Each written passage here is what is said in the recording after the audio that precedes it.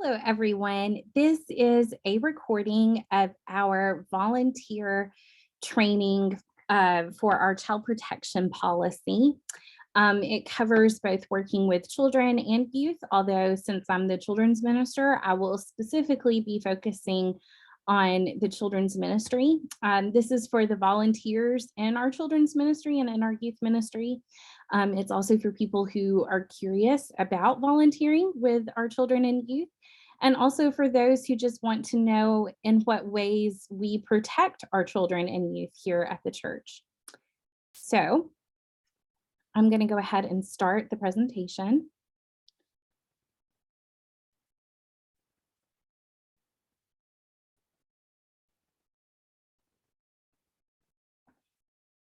I want to begin by saying thank you to all of our volunteers and our congregation for supporting the children's and youth ministry. Without you and your support, we can't do what we do, the ways that we provide opportunities for spiritual growth for our children and teenagers. Volunteering, I think, is a spiritual discipline. I think it's an act of service for the benefit of the congregation. It's in scripture. It's a precedent that was set by the early church. It's part of Jesus's command to love others as God has loved us. And I think it's essential to the ongoing ministry of the church. We can't be church without serving in the church. I won't go deeply into our children's ministry goals, all to say that we want our children to feel safe and nurtured and loved physically and spiritually. We want to take care of the physical and spiritual well-being of our parents, and we want them to be able to trust us with their children. Volunteers are expected to embody exemplary leadership at all times, following the fruits of the Spirit. They're to give full attention to their children. They're supposed to keep information shared by children confidential, except in the case of mandated reporting, which we will talk about in a minute. But by information kept confidential, I mean things like struggles that they're dealing with in their faith, maybe struggles that they're dealing with friends, even friends who are also part of the children's ministry. So keep that to yourself. Make sure children know that they can trust you with the information that they give you. Volunteers are also expected to stay calm and composed in all situations, respond with kindness rather than humiliation or ridicule, participate in annual first aid training, and understand the terms of the child safety policy. All volunteers will receive a copy of this child safety policy. There's also copies in every single one of the classrooms used by the children's ministry. I also have some expectations for our church congregation as a whole. I expect that our church will pray for you as you serve in the sacred position, provide the resources needed to fulfill the duties of service. If you need anything, craft supplies, diapers, wipes, cleaning supplies, if you're going to be out of town and need a substitute, I want to be able to provide that for you. And that goes into coordinating all schedule related issues as well. I've created a schedule. If you would like a copy of that schedule, I'm happy to give it to you. And then I will also call or email you to remind you of the date of your service at least a week in advance. One of my mentors suggested a 3S rule for ministry.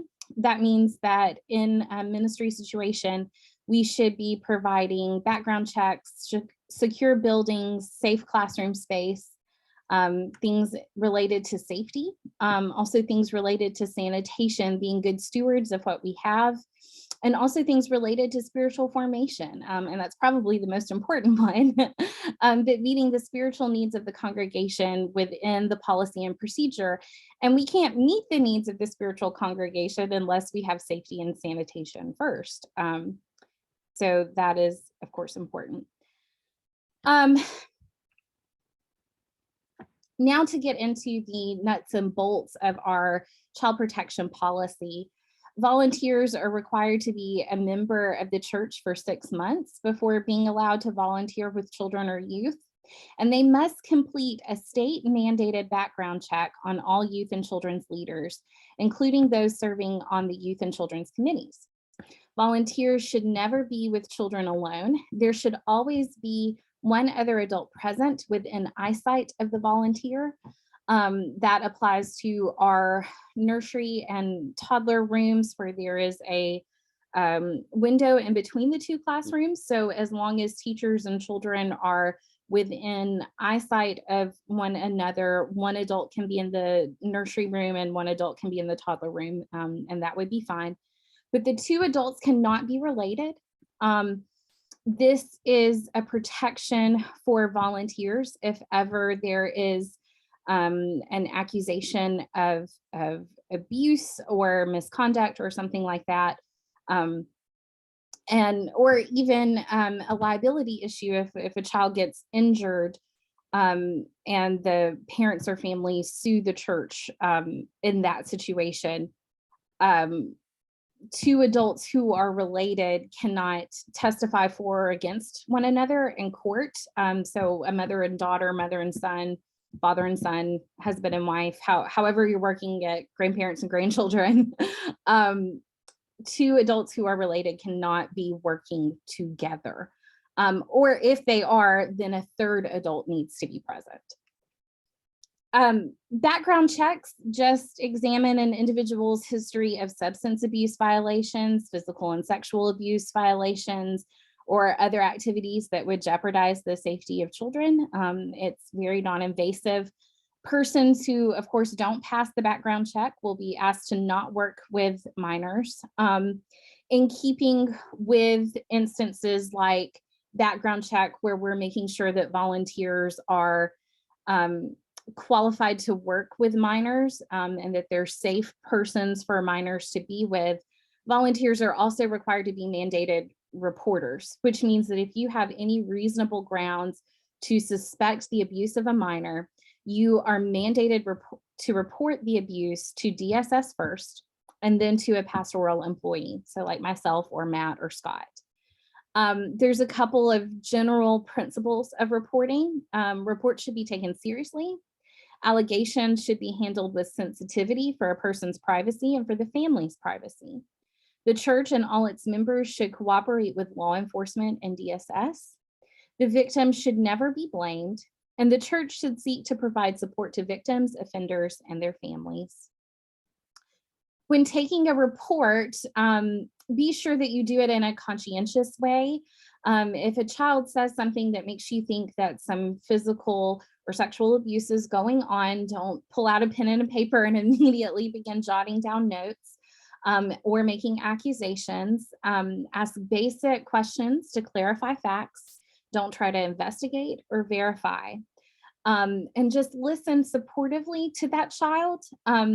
And depend on your listening skills, because then as soon as you are in private, you would need to write down all of the important details. As soon as you've written down all the important details, organize the story coherently, contact DSS immediately. Then, after you've contacted DSS and the report has been filed, please contact a pastoral employee. Please don't offer any information about the allegation or subsequent investigation to anyone except DSS and the pastoral employee that you confided in about the report.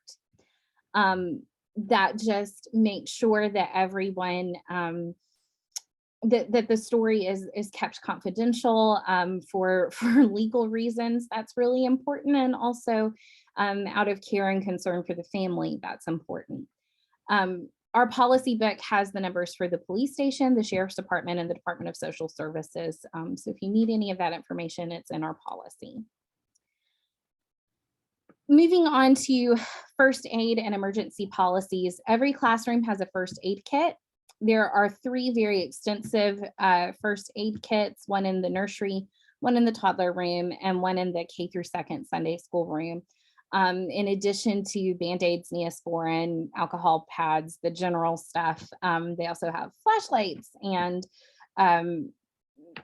plastic tarp and that kind of thing if there was a real serious emergency. We also have 3 basic first aid kits in our other children's rooms. So that's the 3rd through 5th grade Sunday school room, the children's library, and the kids on mission room. And our safety policy is generally going to be beside or near or on top of these first aid kits.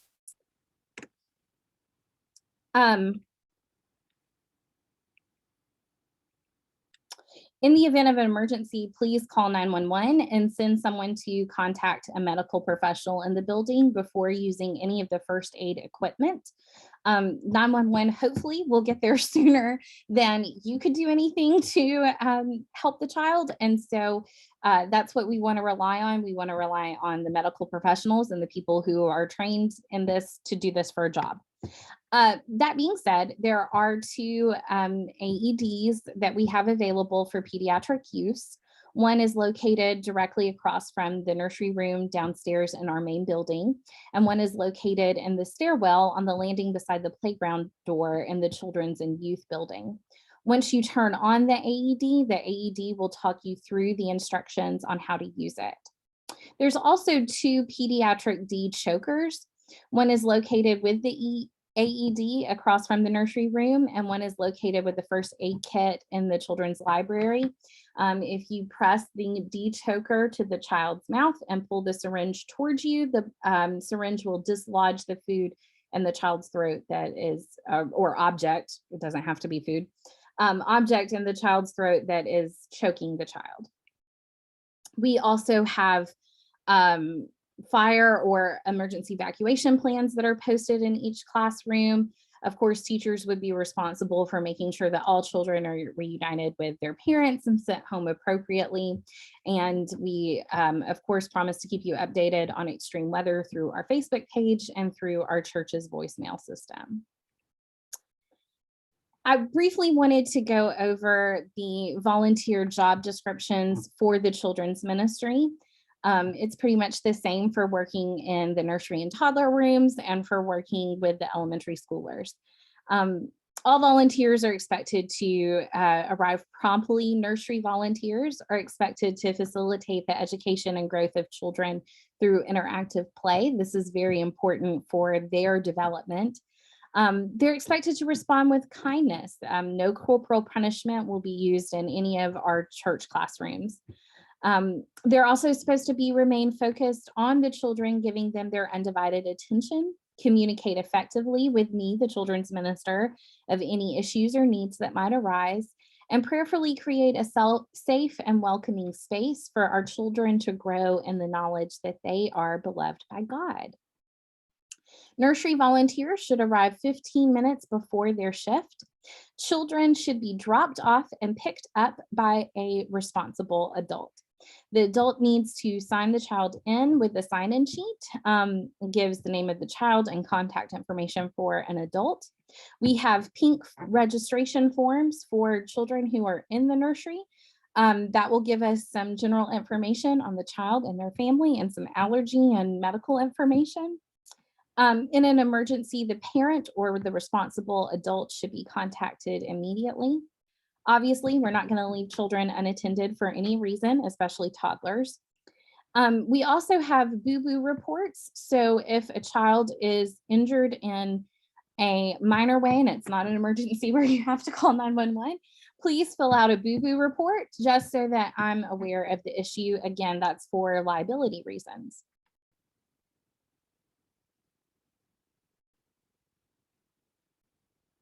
Same with the elementary volunteer description. Elementary school volunteers are expected to arrive promptly.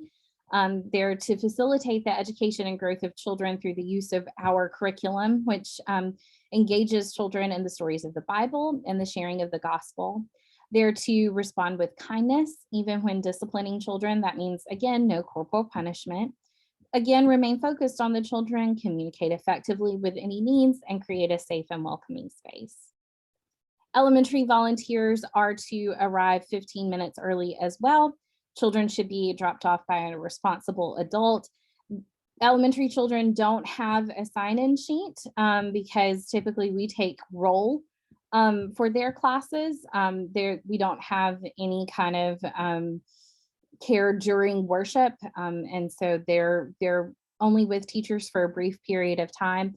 But we do have registration records for elementary schoolers who it's their first time. Those are yellow forms. They'll be in the classroom.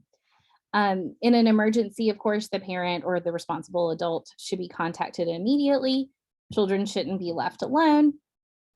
Boo-boo reports should still be filled out for liability reasons. Sunday school teachers in particular, but also Wednesday night teachers, walk the children back to where their parents are. On Sunday mornings, the children are walked back to the sanctuary. On Wednesday evenings, the children are walked back to the fellowship hall. But teachers are expected to stay with the children or near the children until their parents enter the sanctuary. Children are not allowed to leave with a minor, regardless of their age, regardless of who the minor is in relation to them.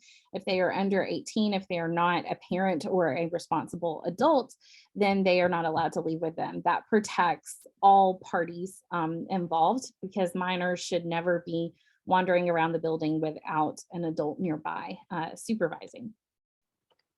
So if you are completing this safety training because you are or are going to be very soon a volunteer, you will receive the safety policy. There's 2 safety policy acknowledgements in the back. I will need one and you will need to keep one. And then also I will need to give you a background check form if that's not already been completed. I hope that this has been helpful for you. I hope this has made sense, and I hope you know that your children are safe and cared for and loved by First Baptist Marion. Thank you.